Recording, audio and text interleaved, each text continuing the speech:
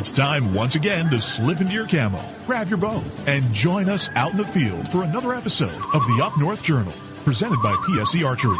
The Up North Journal crew is knocked and ready to rock for another exciting adventure. So let's step outside and hit the trail. Welcome back to another episode of the Up North Journal, everybody. I'm host Mike Adams, sitting in the cabin tonight with Dan DeFaw. Before we get started, we want to help you save some money. That's right, folks. Don't forget to use our promo codes to save that money. And let's start off with buckbaits.com. That's right, the brick and mortar store of Buck Baits down at Sterling Heights, Michigan at 15 and Dodge Park. Go over there. If you're on the website, buckbaits.com, use the promo code UNJ20. That will get you 20% off your order. For those of you who are looking for Easy Cut products, make sure you go to easycutproducts.com. And when you're there, use the UNJ promo code UNJ15 off to save 15% off your order. And let's not forget Lincoln Roan over at packermax.com. It's never too early, never too late to think about the Packer Max. Go on over to packermax.com, use the promo code UNJ25. That'll give you $25 off your order over at Packer Max Outdoors. For those of you looking for some new firearms and firearm products, make sure you go over to theislandarmory.com. While you're there shopping, use the promo code UNJ10 to save 10% off your order there. If you shot that bird of a lifetime and you want it mounted, don't forget Troublesome Creek Taxidermy. We've had them live on the show. We've talked to them. You want to get 10% off your order, go to Facebook, go to troublesome.creek.7, find their website. If you go to our website, UNJ, make sure to click on the button to download the form. You get 10% off over there using the code UNJ10. Looking for that game call, whether it be a squirrel, whether it be goose, duck, deer, make sure you go to JPO Game Calls. Look for them at jpogamecalls.com, and while you're there shopping, use the UNJ10 promo code to save 10% off your order. And Miller Deer Tracking, the man that seems to never sleep during deer season. Get 20% off your next deer tracking using the promo code UNJ20. Look for Miller Deer Tracking on Facebook or give him a call over at 810-240-4891. Looking for the hottest new plastics to take on the water, whether it be hard water or soft water? Make sure you go over to southernindianabaitco.com. While there, use the UNJ promo code UNJ10 to save 10% off your order. Deer Camp Coffee, folks. We drink it every night on the show. You want to try it? You can go to the brick and mortar store at 15 in Dodge Park at Deer Camp itself, or go to deercampcoffee.com. Also use our promo code UNJ10. You get 10% off your order. And don't forget, get a bag of the UNJ medium roast blend there as well. All right, Danny, where's our live view camera look from tonight? Hey, Mike. Where do you think we're going to go this time? You know, you really like going to Isle Royale. I think we need to go up to Greenstone Ridge in Isle Royale just for you because you want to go backpacking. I would like to go up there sometime. That's a good place to go tonight, man. Nice looking sunset out there at the southwest end of that island. You know, it's 55 degrees up there. Almost all the way up to Canada, and it's still 55 degrees here in Michigan. So I was just about to say November 2nd, here we are, 55 degrees, and yeah. And it's supposed to be nice all week for the next week. So there you go. Right? So how are you? Guys, what's going on? Yeah, I want to welcome everybody to the new look Up North Journal. We got her open there, so it's a little easier getting into the show and getting going. We're rocking and rolling right now, so welcome to everybody, and it's let us know what you think about that. It's pretty cool. We're going to try to do a different webcam every week if we can. That's the whole plan or idea of it. So I got to make things easier on Danny, So Mark Coleman, what's going on? It's 72 degrees in Indiana today. It's about 82 right here in the cabin. I am roasting right now. Well, you got that hoodie on, so. Yeah, well, I've been a little under the weather, and that's the reason that we're all separated tonight. Is I had to go out and get a stupid virus, so. Well, and then you passed it around your house, so. Mm-hmm. That's the reason we didn't have a show last week. Right, and I guess you're sharing. But, with this weather coming the way it is, I tell you what, it's November 2nd, so we're only 13 days away from the national holiday here in Michigan. Mm-hmm. Mark, when does your gun season open? It opens the 12th of November, so we're getting real close. So not this weekend, but the following weekend. So I'm taking Thursday, Friday off next week to finish up a little bit of archery hunting before the Orange Army shows up on Saturday for firearm season. So you got a fistful of tags, you ready to rock and roll? That's the great thing about being a landowner. I learned this year from my my CO in our district that I'm the trustee of the trust, And I'm allowed to, since I live in Indiana, I can harvest deer with landowner permits. Okay. So I've already checked in one doe, and I'm legally allowed to take up to 10. Okay, so you personally can take 10. Yeah. Does your name have to be on the land itself? My name has to be listed as either a beneficiary that's a direct immediate family member and live in Indiana, or be the trustee of the trust, Okay. which I'm both. So yeah. you and your family members, whoever's on that trust, can actually each take 10. Yeah, so my three brothers, two of them live in Indiana, one lives in Ohio. The one that lives in Ohio doesn't hunt anyway, so just my two older brothers that live in Indiana, they have the same rights as long as they hunt on the farmland. Okay. They're allowed to check deer in under that landowner permit based on that Indiana code, whatever it is, 30-something. Okay, so let me ask you this. Is there restrictions on those tags? I mean, is it buck, doe? One buck. One buck, yep, all antlerless after that. Okay. Yeah. Now, if you took a buck on your landowner tag, do you still have a buck tag for other places? No. Oh, well, a buck's a buck. I don't think so. I'd have to ask that. I did go ahead and buy a buck tag anyway because my brother's property borders the farm, and I just want to make sure if I shoot a deer over in that space, and it's the buck of a lifetime, that I'm legally, following the rules there. Right. I gotcha. But that's $39 versus spending, the bundle was like $95 or something. Yeah, I know. It went up quite a bit for out-of-staters this year, from what I heard. Yes. That made my decision a lot easier to stay home this year. So Danny, what's going on, man? It's I don't know. It's kind of weird not having you here to smack around here on my side.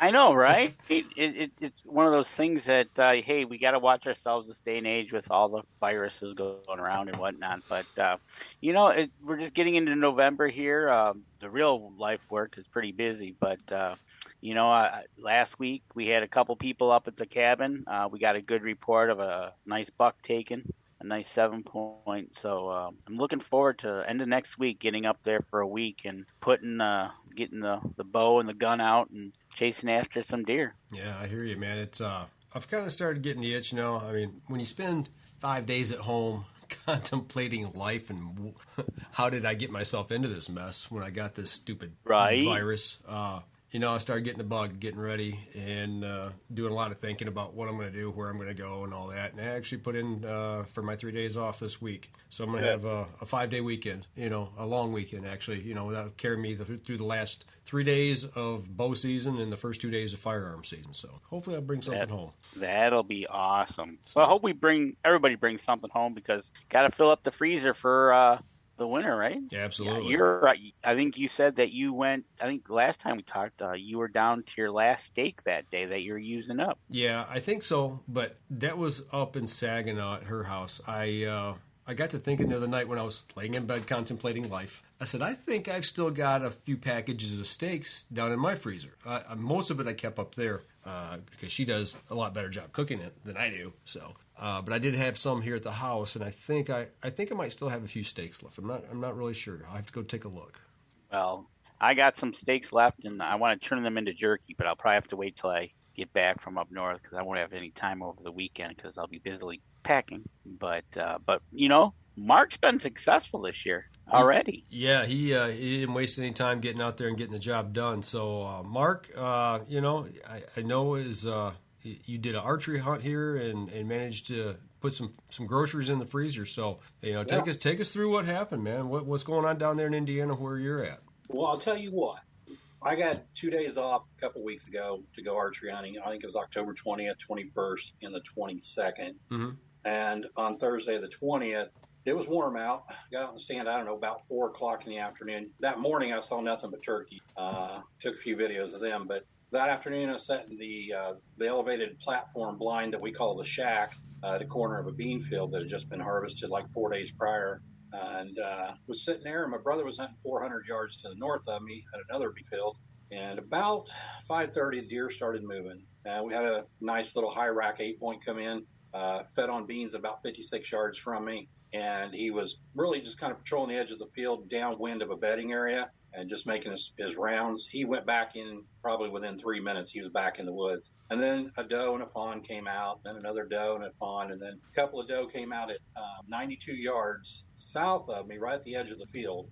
and they were just hanging out. And there was a trail camera down there that was sending me pictures, even though I could see them. It was sending me the backside of the deer, and they were feeding on the food plot that I put in there, which was the honey hole with Antler King, and they were just feeding in it. My brother had texted me, and he's like, "Hey, do you hear them dirt bikes south of you?" And I'm like, "Yeah, they're pretty loud." He's like, "Man, I hope they don't spook the deer." And it wasn't even a minute later, those two deer spooked and ran right towards my blind. And I knew they were going to cut in front of my blind to go out of the field and in the woods and come in on my left.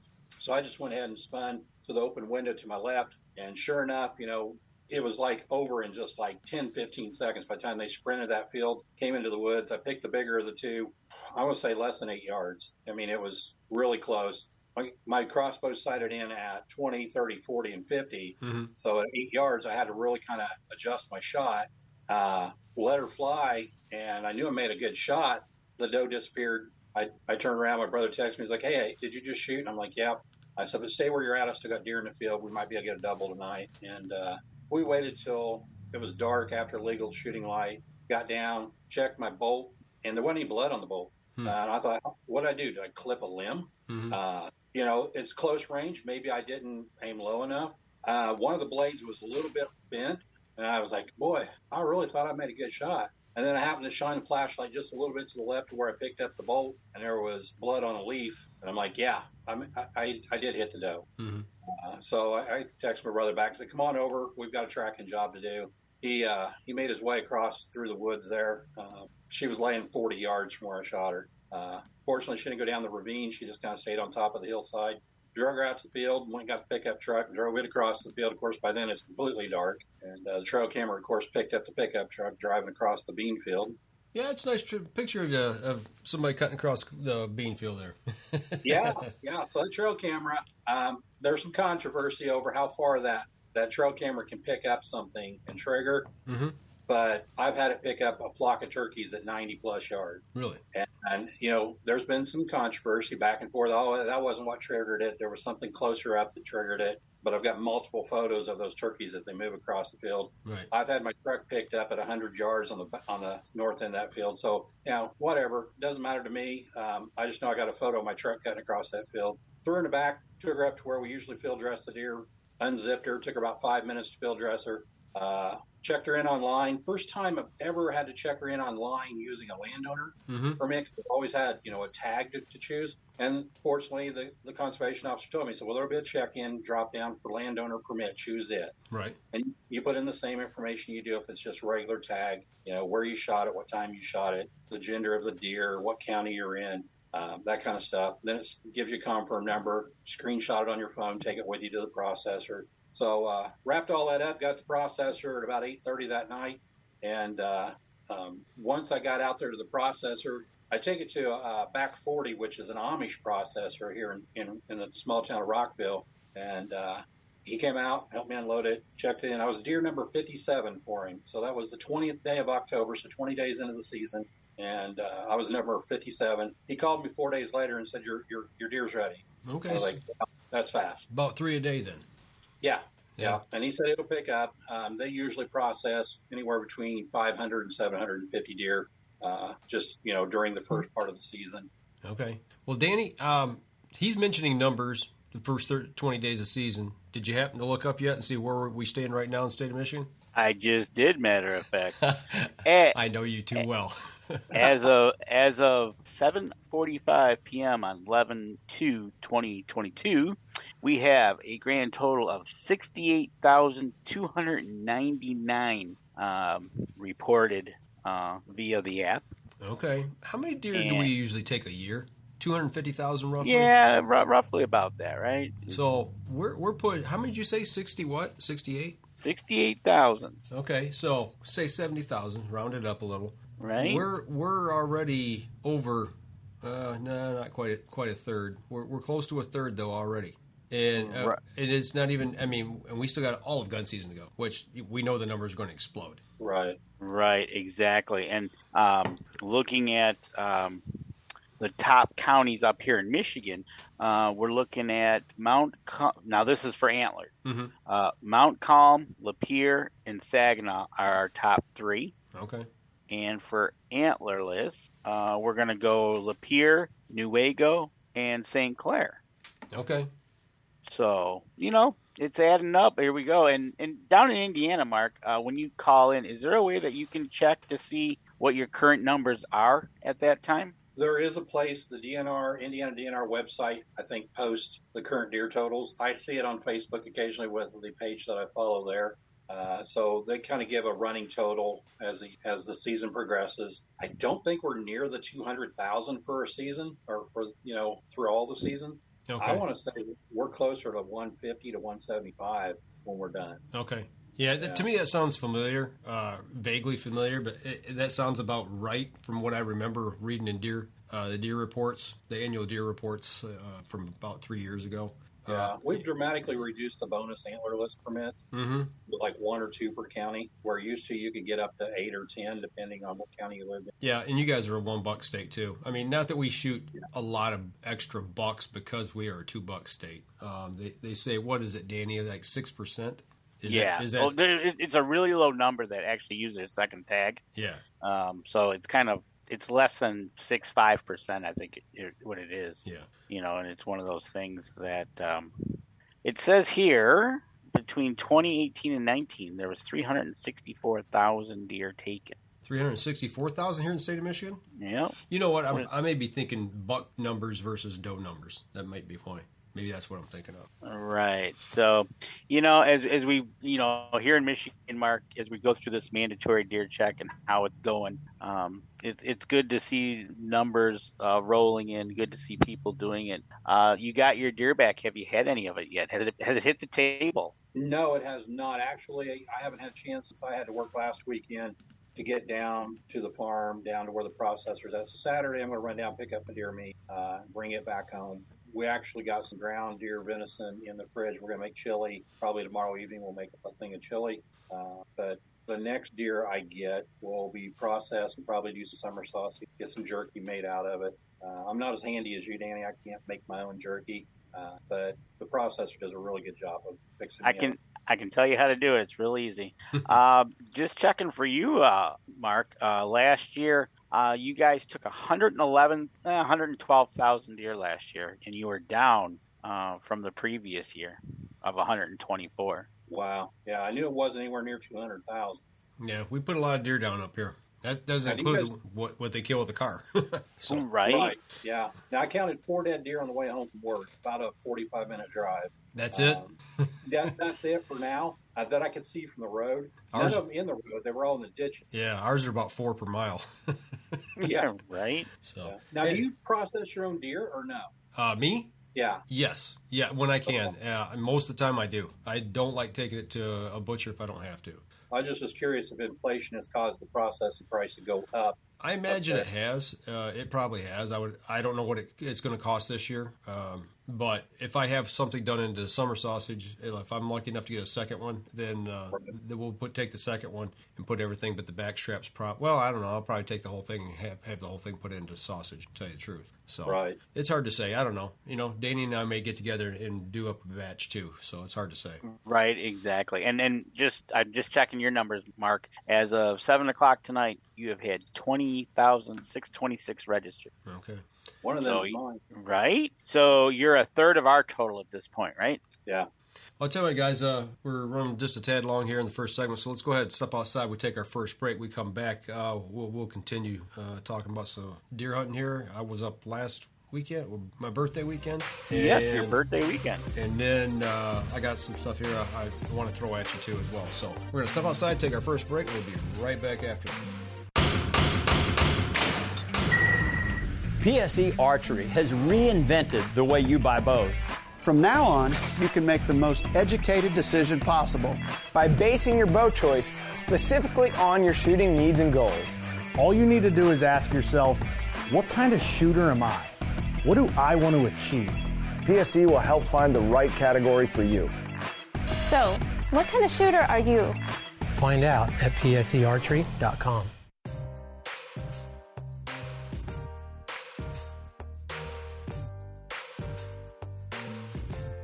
All All right, second segment of the show tonight. In the cabin here with the guys. Danny's in his cabin, and all the way from Indiana down in his cabin, we got Mark Coleman tonight talking a little bit about some deer hunting. Man, it's on the doorstep right now. Danny, you've been up once, haven't you? I was up early October, but I was going to ask Mark, we're talking November 2nd here. When I was up 1st of October, I did not see no rutting activity. To me, it was kind of early. I didn't even see, no rubs, no scrapes, nothing like that. But Mark, how have you been? Have you been seeing anything down in Indiana way? It's starting to pick up down here this week. Actually, last night before, I'm starting to see the bucks start moving towards the daylight, that twilight area before daylight, that twilight before dark in the evening. Used to, they were just nocturnal and they were just running around. Now they're actually starting to get closer to their legal shooting hours, and they're starting to hit the scrapes a little more. We got some rain finally, so that as soon as the rain stops, they're out there. They're opening up all these scrapes. They're rubbing trees a lot more now, so we're starting to really kind of figure out where that rub line's at, where that buck's hanging out the most. And I'm just anxious. I'm just chomping at the bit to get back out there because I know anywhere I sit out there, I'm probably going to encounter a cruising buck somewhere. And the older does are starting to come into cycle with their estrus. The young bucks, they don't know what to do, but they know something's changed. So they're following their nose, trying to figure it out as they go. The older bucks, they're starting to kind of establish their dominance. I do have one 10-pointer's already lost half his rack. I got him on trail cam photo where obviously he's trying to establish his territory and got the worst end of a fight. I did get a nice, I think it was an 8-pointer the other night that came up to my trail camera, basically right in front of the trail camera, beat up a small tree, and he has a really roughed up spot on his back. Yeah, you can see it in the photo here. Yeah, so I don't know if he got broadsided by another buck. We do have a few on the property that, got some pretty straight up high racks. Mm-hmm. But I think that one right there that you're looking at is what I would call a bully buck. Mm-hmm. I think he's the biggest, strongest buck on the property. He may not have the mass in his antlers, but he's just the meanest buck on the property. Gotcha. Yeah, you sent a couple photos to me too. Here you got some puppy dogs running around. It looks like. Yeah, we got a match set there, Double Trouble. That if the opportunity comes, I've decided I will go ahead and eat the cost of a broadhead to take one of those out. Don't blame you. Don't blame you one bit. Mark, looking at that photo of the buck that you have, I noticed you got a little setup going on that I had to look at it before when we were kind of pre-doing the show. That's not a real tree there, is it? No. That's my first attempt 3 years ago to create my own rub tree. And I just took a landscape timber, put it in an old Christmas tree holder, and then threw some stones at the bottom to keep it balanced. And then I added flagpole holder posts, the little flagpole holders to each side, and just cut off a branch and stuck it in there. Now, is that a rope hanging down? That is a hemp rope, 3/4-inch hemp rope.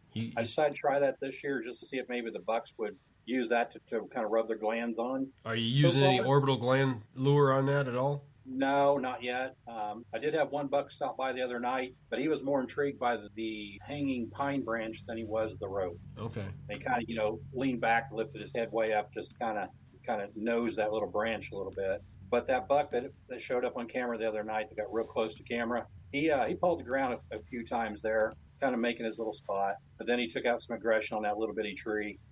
That tree's been kind of the focal point for a lot of birds to land on. Squirrels climb up there. But no, that was my first attempt to a rub tree. I've since learned that the landscape timber is not the best use for a rub tree, but a soft white pine limb will work better. They just absolutely love that soft pine. Okay. Danny, I don't know if you're paying attention to the comments, but Randy Stoppenhagen from C3 Mitts said that saw a great buck chasing a doe on the 20th of October. So there is some chasing going on. And I assume that's here in Michigan because he was in Michigan, I think. When I was up north last 10 days ago now-ish, I saw 22 deer in one sit. I spent the whole day out in a tree stand from before daylight till dark and had one shot at a yearling doe and just let it walk. I wasn't going to burn a tag on such a small doe. Everything else was too far away, but I saw 2 nubbin bucks is all I saw. But the nubbin bucks were bumping, and I think they were more playing than anything and chasing. But I did see From what I could see off the green field, what spot I could see, the deer were busting off the field quite regularly, and I think there might have been a bigger buck sitting around there, possibly coming out and checking things out. So that's all. Were you sitting along the edge of a field or just inside the wood line? No, let me. Actually, I got a couple photos here. I'll throw up. Well, poor Randy. Randy came to Michigan. As I'm scrolling through the comments, he came to Michigan. He hunted 2 days, and then COVID invaded his space. So he spent the next 5 days in a hotel, and until he got home. And now he's slowly getting better. And it wasn't kind of the best trip. So he's the one that brought it to Michigan. That's the reason I got it. Okay, we'll go with that. I see right? Now, Randy. Thanks, man. Because that's about the time I got back from up north hunting, and I want to see, what day did I catch that? It was last Wednesday, which would have been the 27th, 28th, something like that. Right. So, yeah, it was right after I got back. But no, I don't know if you guys can see here, if you guys are watching, but this is setting up 20 feet up in my stand, and it's an old 2-track that we stay off of now, except for farm equipment. And if you look, straight out over my stabilizer bar in the photo, you can see a little light green patch. That's how far away I am from the field. Yeah, I'm probably a good 150 yards away from the near edge, and I could see deer out there. You could see what was going on out there. You just couldn't shoot out that far. Yeah, exactly. And and to the left of me on the other side of that road is a maple and oak stand that actually goes up a pretty good incline. We call it the ridge. The oak and maple ridge. So we're going to be doing some logging in there this year, here in December, I think. So. And to the right of me is a swamp bottom. So, and right behind me is actually spring-fed creek, little creek. That's where it kind of starts out at. So, is there an acorn crop there this year? No, there's not, unless these deer actually completely went Hoover vacuum cleaner on it and got everything. Wow. But no, that's the one thing is we did not see a mass crop, which kind of disappointed me. So it not much you can do about it, but here's another shot. This is early in the morning, right after sunrise. So did you see any? So you said you saw 22 deer during the day. Did you see anything referring to health of the deer going into the winter? Are you looking and saying, okay, they're looking healthy? And was there any sign of the rut for you in mid-Michigan? Just the only thing I saw that looked like any activity for rut was those young nubbin bucks, little button bucks, or like maybe an inch long spike. I could see them in my binoculars, but I don't know if it was more playing than chasing. If they're at that age, they're still trying to figure out what to do. So right, exactly, and then they'll be like young kids running around the woods, not sure knowing what to do, but they're having fun. Yeah, no. As far as the health of the herd, I only had the one come by me right down this side of this 2-track, and it was. I'm like, oh, there's a doe. Oh, that's a little doe. Yeah, okay, no big deal. Won't go back to my glasses and start, my field glasses and start looking, watching the field again and what was up in front of me. There was nothing that caught my eye and said, wow, she's malnourished. And nothing that I was looking at with the binoculars. I couldn't say that either. I think everything's pretty much status quo. I did see some deer in front of the lodge. I watched them the next morning, and they all seemed extremely healthy. There's no issues there with that. So the deer. You sat all day, right? So what did you do? I mean, you sat all day long, right? You got in there before daylight, probably. Yeah. Yep. Walked in. It's about a mile to where that spot's at from camp, and I just walked in and cut up off the high ridge, cut down to the low spot, and jumped in the stand and sat there all day long. How do you keep yourself focused? I mean, you had to pack a lunch or snacks, right? Yeah, I did. And there's something here, like in the picture, you can see the 2 bars sticking out behind me, and I got my quiver up on the tree there. And I'll allude to some of that here in just a minute too, because there's a system I use for that, and I want to show that. Okay. I have shown that before, but it's been quite a while. Actually, I'm going to put the other picture up here. It shows it a little better. But I don't know. At my age, you watch and you find things to amuse yourself. You've got a cell phone now that you can take, and if you've got signal, you can sit and, play on your phone or read stuff or, watch something. I mean, I wasn't watching any videos or anything, but, I would entertain myself with that when I got really bored and there was absolutely nothing going on, like in the middle of the day. Right. But other than that, I mean, let me go back to this other picture here. I got that's one thing. What like you said, I know you've taken books out there and in the blind and whatnot. You read a book. And here though, I'm in the wide open, so I couldn't. I mean, I could have, but it wouldn't. It would cause too much commotion. It'd have been too easy. For sure. But, it's that whole mental game, right? Yeah. It's like you get the highs of the morning, lows of the and then the high of the evening. I got my binoculars. Those are my my Vortex 10x42. So I mean, I can see quite a ways, and I'll glass through the timber, to see if I see any movement, and I watch birds and whatever. I don't know. It's a mental game. It really is, and it can be taxing at times. But you spend the money on the tags, and I didn't really know with my work schedule how much I'm going to get to hunt this year. And when you spend money on tags and money on gas and food, and you go up, and you've been looking forward to it, and you're looking at the weather report, and as the week gets closer, the weekend, it keeps the temperatures keep increasing. I mean, I was sitting out there, and it was 72 degrees in the middle of the day, and I mean, it was hot, and I had to take my jacket off. I had a Scentlock hoodie on underneath that. I was like double layered on the exterior plus my base layer, but it was hot. It's a mind game. It's all mind game. Mind over matter. If you don't mind, it doesn't matter. Right. So Mark, how do you do it? Like a stand-up, sit-down? Did you have a method to stand-up, sit-down? Or you had to get up and stand up eventually, right? Yeah, I'd stand up and stretch, especially, I call it old man syndrome. You got to make water. I try to limit my intake of fluids before I go out in the morning, but it happens. So I had an empty Powerade bottle. I cut the plastic wrap off of it so it didn't crinkle. Right. And I have that in my backpack, and that's what I use, and then when it got full, in the middle of the day, it was full, and I'm like, okay, well, now it's time. I got middle of the day, I'm going to get down, heat of the day, and like I said, right behind me it's a wet spring. I went down, walked down to where, it was a little mushy, and I took the bottle and went right to the ground and poured it right on the ground, down close, tight to the ground, away from my stand, and went back and got in the stand. I took power bars, granola bars, Cliff bars with me. I had that. I had a jar of peanuts that I take with me, and I have a thermos that I take the Hunter's Blend coffee with. And, I drink it black. I don't put any frou-frou flavor or nothing in there. I mean, I just had straight up plain black coffee, because even that has an aroma. But, and people, I've heard both sides of the story. If you got an unusual odor, it'll either attract deer or it'll scare them. And I've had deer walk up on me within 10 feet as I was pouring coffee. They walked up behind me, and I was hunting in Illinois with a buddy of mine. We were sitting on the ground and hunting on this ridge overlooking this little swale. You want some coffee? Yeah. So he opens up his thermos, and he's pouring coffee, and he says, okay, here you go. And I turn around to grab the little cup, and right over his shoulder was 3 does, and they were... they were trying to smell it. I don't know if they're trying to smell us or smell the coffee, but obviously the coffee aroma was strong enough they could smell it. And I'm like, I'm kind of like frozen. And he kind of like, here, and I go, look over your shoulder. Of course, they bust.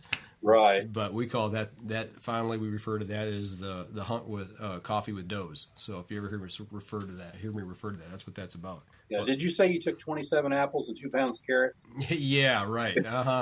No, there's no baiting in Michigan. None. In the lower peninsula. In the lower peninsula. Where Danny's at. That's a lot of snacks to eat at one time. Yeah. No, I don't take apples. I don't take anything crunchy like that. Well, I take that back. I have taken apples one time, and my daughter screamed at me in the blind, "Quit eating apples! You're ruining my hunt." Oh, wow. That's first and last time I've ever taken an apple. But no, so I just survey of you guys. You mentioned trying to keep the smell down, the aromas down, black coffee. In my opinion, I have literally peed in a scrape, and 9 hours later, a 14-point buck walks up and smells where I've been. Yep. It doesn't get alerted, just comes up and checks it out and moves on. Yeah, we've talked about that before on the show. I've talked with a lot of people. My dad used to do the same thing. My dad would actually pee right down the tree, so it would run down the side of the tree. So you had this big, long wick, basically, of urine smell, in the air. And I've done it too. But, it's just a hot day, and I just took care of it that way. And, I don't know. My philosophy on hunting, it'll change from one year to the next, I mean, I was like, well, that didn't work last year. I'm going to try this, so. Yeah, I like to experiment too. It's that's the whole point, right? Is you get all these different, no scent. You hear people talking about how they light up a cigarette or a pipe, or they do a certain whatever, like you said, Mike, black coffee, and all of a sudden here comes a deer, right? So I think deep down the inquisitive nature of the deer brings them in, but then also they're very, very well versed in what their woods looks like. Yep, and smells like. Yep. Yeah. So, if you're standing next to a tree, they're going to pick that out. Yeah. And, I just... Well, I could smell the how do I want to say it? The mustiness of the swamp as I was sitting there, you could, especially in the morning, because in the morning, the earth's warming up and the heat's rising, and I'm right on the edge of it. I'm literally, I can hear the water trickling out of the side of the little cut on the embankment running into the stream. I mean, it's that close, and I can smell, the black muck, that's in the area. So, I wasn't really worried, especially first sit of the season. I took my time going in. Matter of fact, when I go in, I always take and strap on, depending on the temperature. I usually go out in my base layers and walk out and take my outer garments and strap them to the sides of my backpack, lash them to it. And when I get to the stand, I'll actually put my stuff on so I'm not sweating, Right.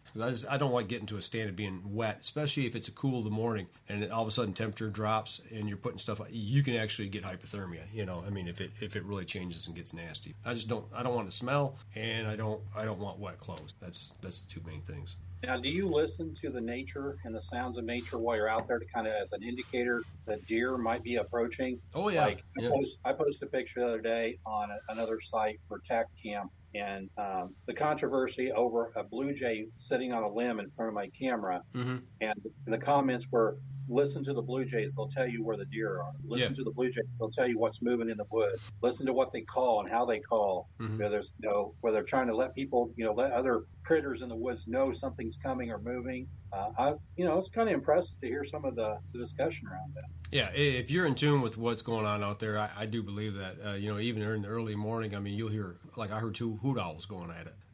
That morning, they were ways apart in different directions, but it could have been me. They could have heard me or seen me, and that's what it could have been. But and listen, we had trumpeter swans come in, and I hear them come in every year this time of year. They'll come into the lake, and I heard them that morning. So it's just I listened and dig all that stuff. I had a little chickadee, a black and white one, flutter and land like right here, and I'm like, oh hey there, little guy, and in a little branch that was right by my head. So I listen to squirrels too, and the squirrels start barking. Usually they're trying to tell everyone else around them there's danger or there's something that shouldn't be there.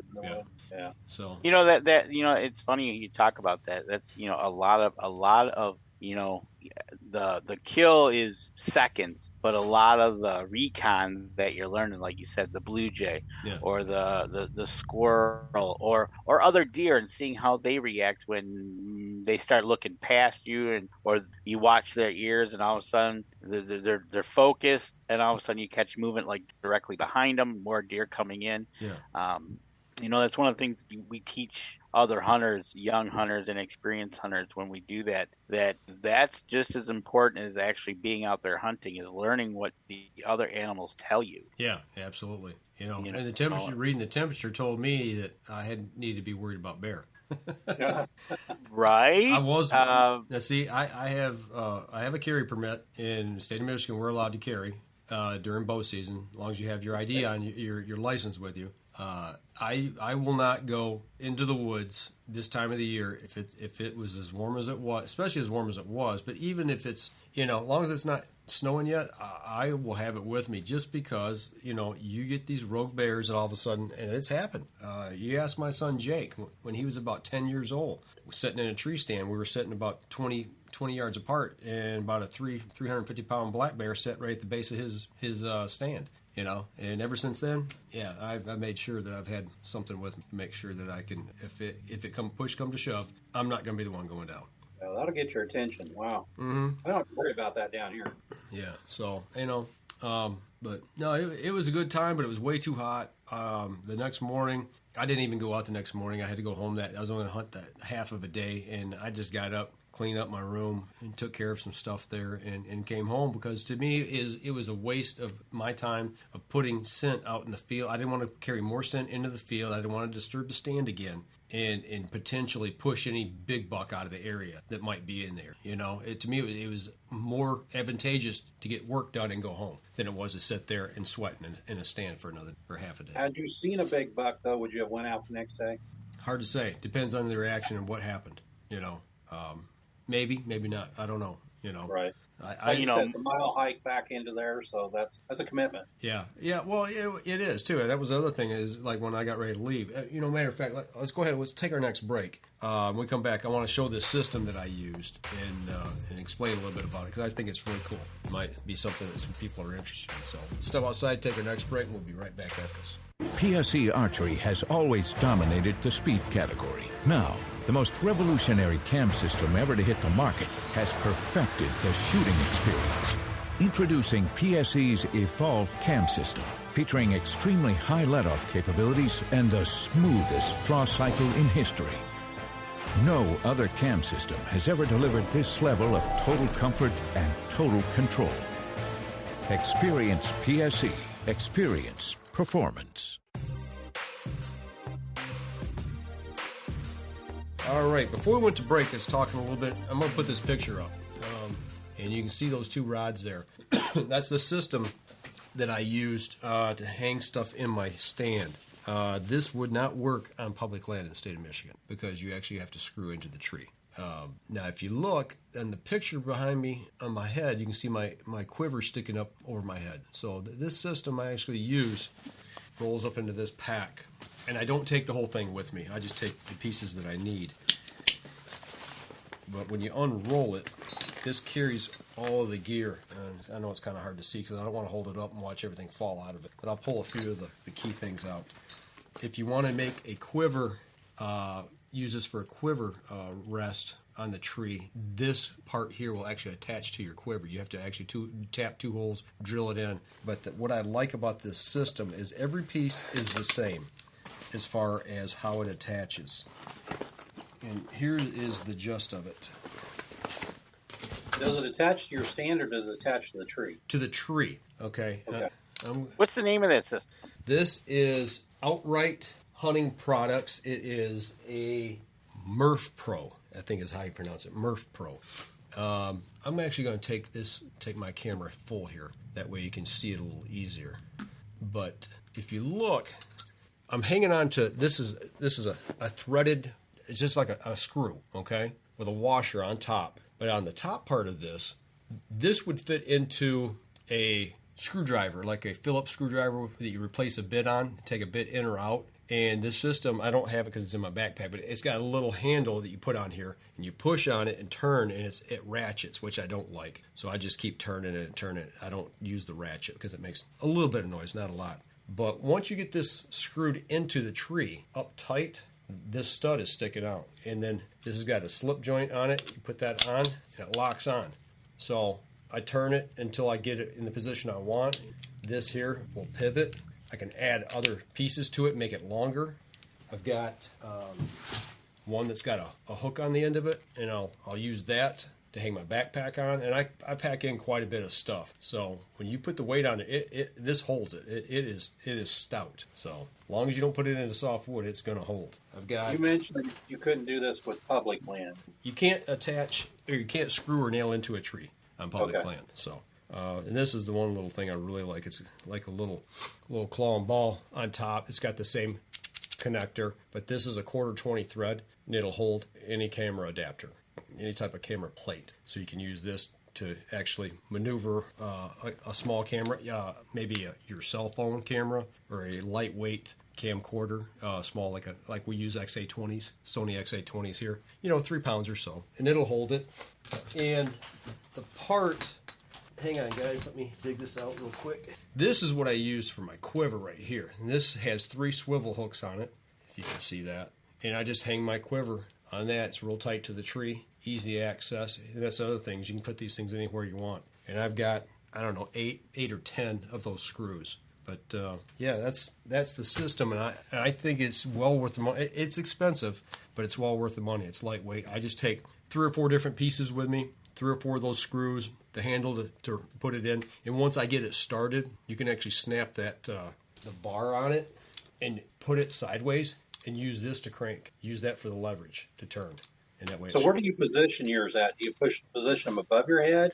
Yeah, let's go back to the picture here. That system Mike is showing on the website is $129.99. And I've added stuff to it too. So I mean, I have put a few different pieces. Now you can see the top one there. The top one has the extra stud that hangs down, so I could actually attach another bar to that from the bottom side and position it, in a different position. But as you can see there, my backpack is right at chin level. Okay. That's the way I like it. So I can actually reach back into that backpack without even turning around and looking. If I know what compartment I need, and I keep them unzipped on the top, and I just reach down and grab what I need to grab out of it. So that's the way she works. I love it. It's a nice little system that works very, very well, and it's made to last. This will last me the rest of my life. It's made of good quality. Good quality parts, and this is nice and stiff. So if you've got something with weight on it, as long as you've got it level, it's not gonna cant and swing down and drop stuff. It's really cool. So now, typically you're mounting all this in the dark, right? Or is it daylight when you get to your stand? Oh no, it's usually dark. It's usually dark, so, but so a good headlamp, because you probably need your hands free. So you need a headlamp. Yeah, a headlamp. You could use a headlamp, or if you're good enough and you got a small enough flashlight that you can hold it with your teeth. Now this particular day when I went out last week, it was starting to break light enough to where you can see. I mean, if you're outside enough, even at night, if there's enough ambient light, you can your eyes will acclimate and you can actually see things, pretty easily. Right. So the sun wasn't coming up at that point, but there was just enough light on the horizon where the sun was, there was enough ambient light from the sunrise coming that I could actually see. So I was a few minutes late getting out. Now, Mark, do you have a system up in your blind that I know that you hunt from a blind? Do you have a system that you have like mine? I'm in a pop-up typically. I'll have a chair, might have a table with me, something I lay out my spread, binoculars and whatnot. Yeah. So for me, what I've done in the last few years is any pop-up blind or even an elevated stand, I like to use the 2-person ladder stands. That gives me the extra room. I'm a bigger guy, I'm 6 foot, 270. I like to have that extra seat width to put my backpack on and kind of arrange my stuff if I'm in a ladder stand. I will hang something, off of maybe the stabilizer rail. But the one thing I do with all my stands and all my blinds is I buy usually at a yard sale at an auction, you get a chest cooler that is probably 2 foot long by 1 foot wide. Or right. I put a chest cooler either at the base of my stand or I put it inside my blind. And I store like my seat cushion in it, so I don't have to carry it in the field and back home. I just leave it at the location and get it out when I get there. Right. That way, that's one less thing I have to lug back and forth or forget back at the house and then get up in the stand and go, it's going to be a short sit because I'm not sitting on a cushion. Mm-hmm. But I try to keep those coolers at each one of those locations. And it's taken some time. I've got 11 different spots that I hunt. But having a cooler at the stand location or at the blind location, put your gear in there that you need. But then the top of it becomes, like you said, Danny, a tabletop, kind of range your range finder, your antlers, your call, things like that. But it's a necessity for me to have a little chest cooler in each one of my blinds and under my stand. Even in a blind, I was thinking about this. We build them out of 2x4. We put, sheathing on the outside of them, roof over top. One of these right here would work. Just putting it next to the window to hang, your binos on, your rangefinder on, or what have you. Or in this circumstance here, you wanna self-film a hunt. Well, if you screw that into the stud, then you've got this camera arm coming out and put your camera up here on top, and maybe you're going to have your rest right here for where you're going to have your shooting ledge. You can reach over and just fire your record button and keep your camera in position where you want it to, right next to your gun. So you could use these in a blind as well. It doesn't have to be on a tree. So there's other options. So Mark, we do something similar. Like you said, we've got those big utility boxes that you can get. I forget how many quart they are. They're the pretty big ones, and you can put a body in those. The ones you've got, dude. Those things are huge. I think I could take a nap in one, make a little hut out of it. Right. The problem is this year we. Gabby and I were talking. It was first weekend of October, and she walked out in dark, and the box was gone. Ooh. Mr. Bear decided to take it into the woods about 30 more yards and pry it open and find out what's in it. Okay, well, there you go. So now you need a refrigerator or like a gun safe out there. Yeah, no kidding, right? Hey, on a quick story on that, when this was years ago, we were baiting bear for a hunt that I was getting ready to do up there at our place. And we had the idea of taking a 10-foot, was it 10-foot? 8-foot. 8-foot piece of pipe, like cast iron, 4 or 6 inch round pipe we just had laying around. Got a ladder out there and drove that sucker down in the ground with a sledge, got it down, and it is sticking up maybe 2 feet, and put peanut butter inside of it, for the bear. Next time we come back down there, that pipe was gone. Found it laying up the creek, a ways. He drug it, he got a hold of it, rocked it, and pulled that pipe out of the ground, and then took it with him. Wow. So that was not a little bear. No, not at all. By any stretch of the imagination. But Must have been some good peanut butter, too. Yeah, that'll get your attention. So. Hey, listen, guys, we're running up here real quick on our last break. So let's take that. I've got a question for you guys. I kind of like to go through real quick. You'll know when we get back. So we're going to step outside. We'll take a quick break. We'll be right back for this.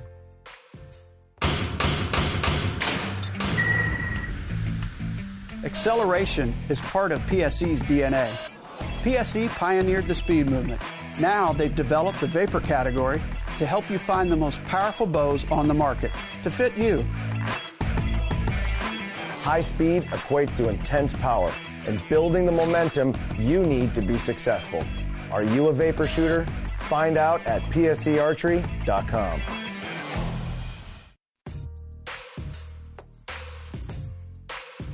All right, we're back for the last segment of the show, guys and gals. Mark, how long have you been deer hunting? Wow. 40 years. 40 years, okay. I know you hunt what you call your place now the farm, right. Affectionately. That's your domain where you and your brothers go. Do you have a parking area where you all park at and then disperse from there? Or do you have a place where you can hang out, maybe have a campfire or something like that at your place, or no? Yeah, at the farm, we have a 3-bedroom house. So it's a property that's, since Mom's remarried, she's moved away. So she still comes over every day to check on things. I go down there on the weekends. So we have a place that's basically a house that you can hang out in. And there's a parking area there that kind of congregates too. But yeah, there's a dining room table. We all sit around it. We tell the stories. We get the game plan together. We meet in the driveway the next morning with, all of our stuff ready to roll. But yeah, we've got a spot there, which is nice. It's convenient. Okay. So, Danny, I know you're set up and you've got a camp and I've got a camp as well. We've got a fire pit outside. Danny's got one. And it sounds like you're set up kind of similar. Let me ask you first, Mark, what does a campfire mean for you for deer season at camp? What does that represent and what does it mean to you? Campfire to me, well, it helps me sleep at night because I like sitting around a campfire and just relax, and that's kind of one of the most great things about it is just relaxing. But it's just an opportunity for us to share stories, stories of the past or ideas about the hunt and what's to come. Where am I going to sit? What am I anticipating when we're going to meet the next day? And just the camaraderie around that fire, whether it's just me and the 2 other hunters, or if it's me and their families, and we're just sitting by the fire, kind of enjoying the moment, making that memory. And there's just something about a good fire that just kind of relaxes you. And you go back and get in bed and get a good night's sleep. So not every time do we get to have a campfire. But the times that we do, we really just, we really embrace that moment. Okay. All right. Danny? Oh, my gosh. Where to start? Campfires. Whether they're in the middle of the summer, on a summer night, or in deer camp, whether it be October or November. Oh, man. Making memories, talking about memories, whether you're one of the older ones in camp or the younger ones in camp. talking about past stories, past hunts, like Mark said, whether you're with, and depending on who you're with, other families, and remember when, or remember other hunters that have passed on, like my dad. And it just, it can be, like you said, Mark, number one, it's relaxing, but it's also therapeutic.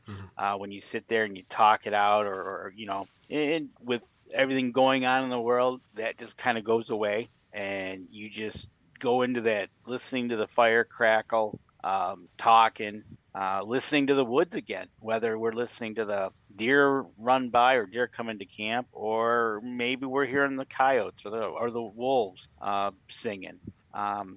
It's catching that shooting star. It's catching the Big Dipper. It's catching the Northern Lights. It's all about making memories. It's just one step that you always go back to thinking about in the next year or so. Remember when's. But campfires, yeah, they're pretty good. I look back more, even deeper, back into when I first started hunting with my dad. That's where I really think more about the campfire. And that's, laying in bed, and I was sick this week. That's the big thing I was thinking about is, I was thinking about how much deer hunting's changed. I was talking with a good friend of ours, Jim Steffen, who used to be on staff with us here.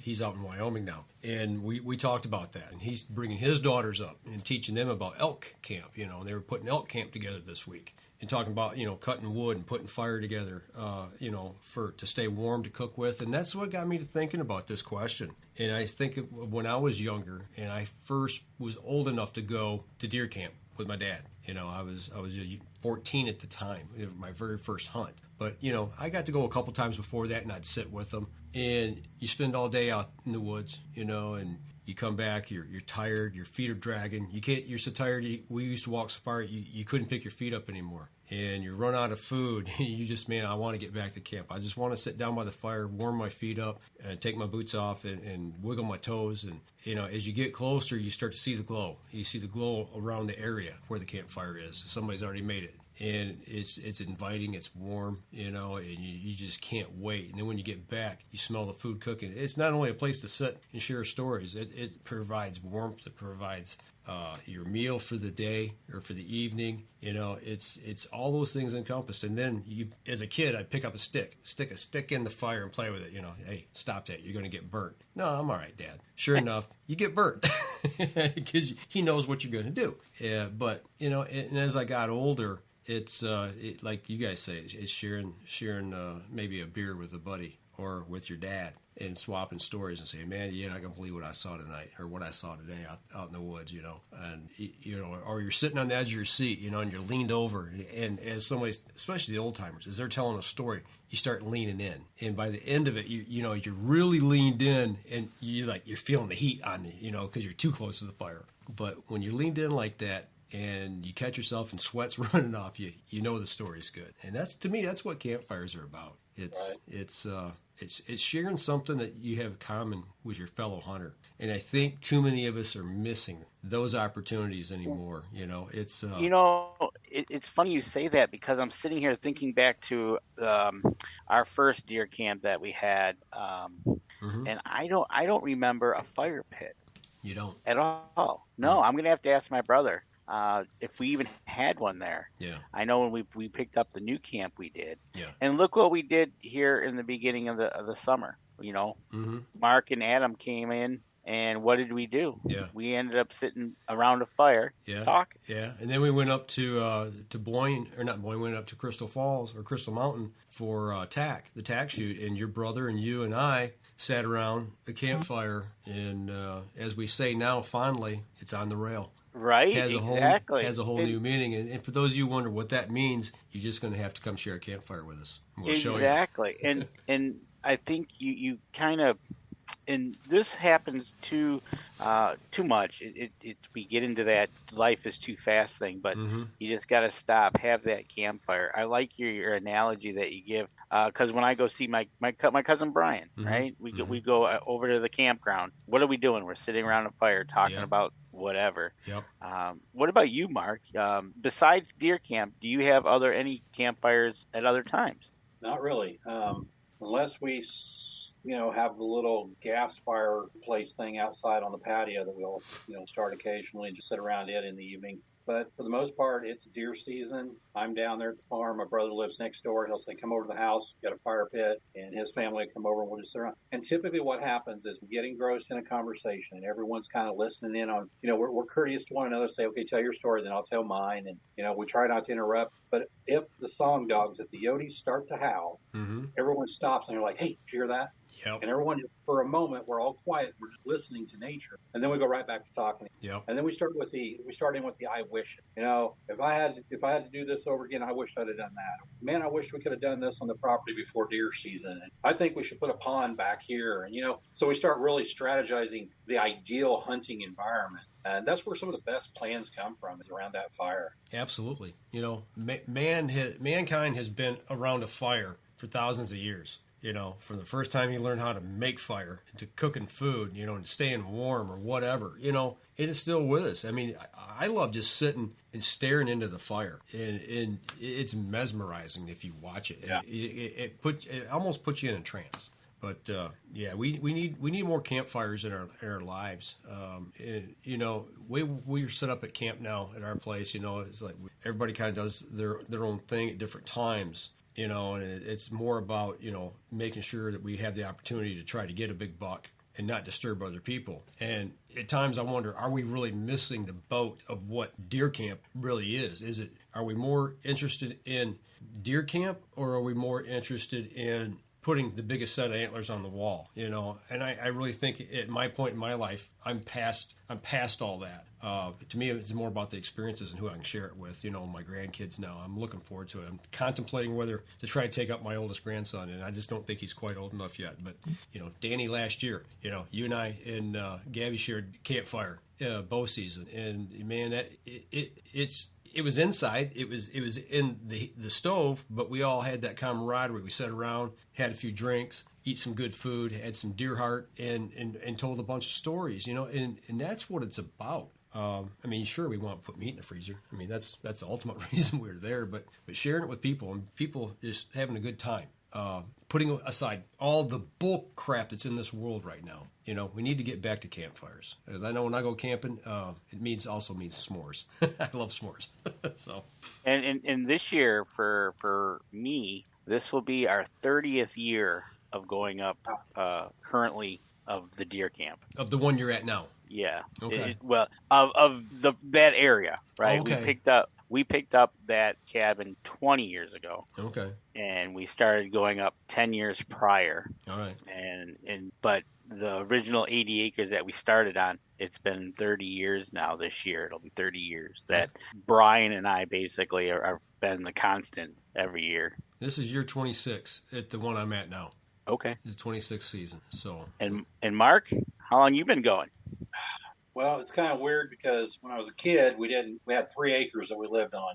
And of course, there are not a lot of deer going to be on the 3-acre homestead. So we would hunt on the neighbor's property, and they had like 400 acres.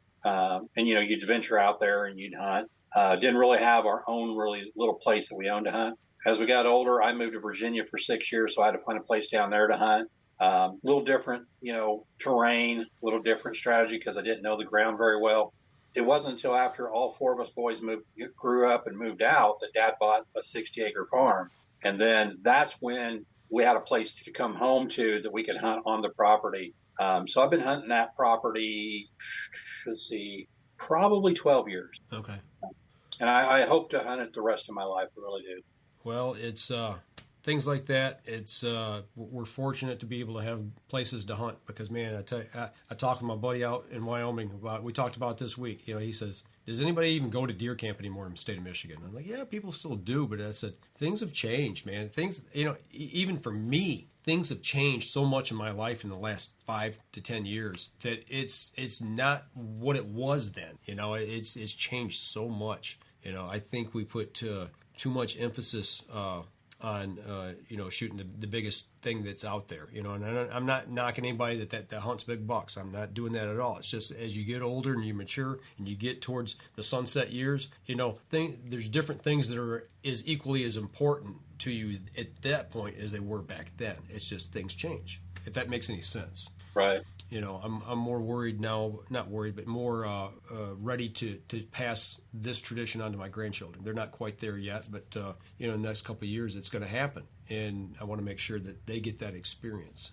It's not so much about me. My kids have already had, you know, I've brought them up. They've had their opportunities to cut their teeth on it, and they're at their point in their life now where they're just not able to get out and do it like they want to because of life. So, and I was there one. You know, it'll. So does that change your strategy when it comes to deer season and setting up blinds and stands? I don't have to do it anymore. That part of it's changed too. You know, for me, the camp, we've totally redone everything at our camp. There was a big split in the camp, and we've redone things, and it's more. The management style is totally different now.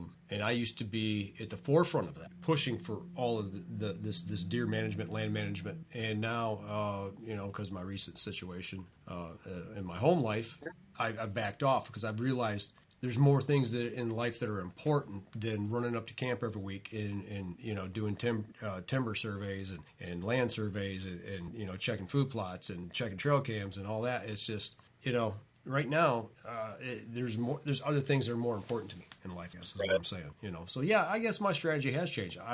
I'm happy with putting two does in the freezer. If I get a crack at a buck, that's great. But if I don't, was it a successful season? If I got out in the field, yeah, to me that's success. So talk about your strategy, like bringing grandkids into this space. I mean, there's places that I would take if my wife went hunting with me. Mm-hmm. There are certain stands I would take her to. There are certain places I would not take her to. Sure. Because I want that experience to be good. Yep. And I want to know that it's easy to get into and get out of. Yep. Absolutely. 100%. 100% agree with you. You know, and when I go up this next week, when I'm going to, you know, bow hunt 3 days and rifle hunt the last 2 when the season starts. When I'm bow hunting, I can't have my grandson with me. That stand that I've got is the only stand that I've got right now to hunt out of. And that's another reason I didn't want to hunt in it 2 straight days and spread a bunch of sin in the area. But I have no place for him. And, you know, and it's a long walk in. You know, those types of things. If I was only going to go up and do the rifle season and I wasn't going to do anything with the bow season, I would come more near taking him and hunting close to camp. So we could make that short walk. And then maybe, you know, after, you know, 3 hours and he gets antsy, maybe at that point it's time to come back in. I can take that short walk back to camp, get him fed, you know, let him rest, whatever, and then make that evening trek out, you know, versus like going out and sitting all day, you know. I mean, because that's the way I hunt. When I go out, I 99% of the time now I stay out all day if possible. So that's philosophy. I don't know. I guess that's it.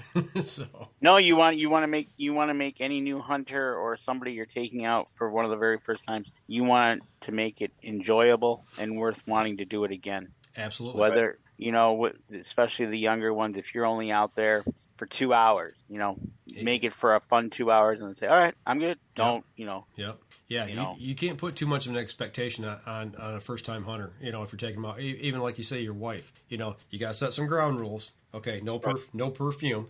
you got to shower either the night before with you know with scent-free soap and shampoo, or you got to do it the next morning before you go out, you know, and you got to stay for a couple hours at least, you know. Don't just run out there and go, oh, okay, I'm bored, it's not daylight yet, let's go.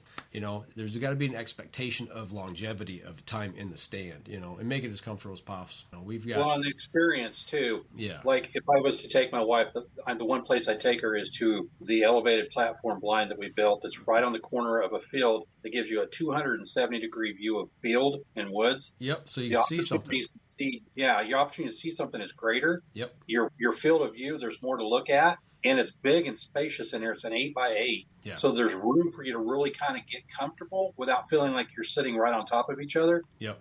And you can get away with a lot more movement because it is a blind versus an open ladder stand. And it's easy to get into because it's got stairs to the back of it. And, you know, making the experience fit the person that's trying to experience it to where they'll be like, yeah, like Danny said, this wasn't too bad. I think I could do this again. Exactly. But also showing the importance and critiquing, you know, the expectations of what needs to be done in order to have the best results possible. Absolutely. So, well, listen, guys, I don't mean to cut anybody short, but we're running out of time. We've run a really long show tonight. Great discussion tonight. I really appreciate it. Absolutely. It's kind of looking forward to, you know, the passing it on and seeing what we got for this deer season. Absolutely. So next week, we don't have anybody lined up next week, do we, Danny? Nope. And it's going to be we're pushing up to. I'm leaving to go up to the UP, and I don't have anybody lined up. Okay, what are you free next Wednesday night? Oh yeah, I'll be here. All right, so we're planning on having a show. I shouldn't have to say this to everybody, but get out and vote, because next Tuesday is the vote. And I know most everybody here is probably of one side of the coin, but it doesn't matter if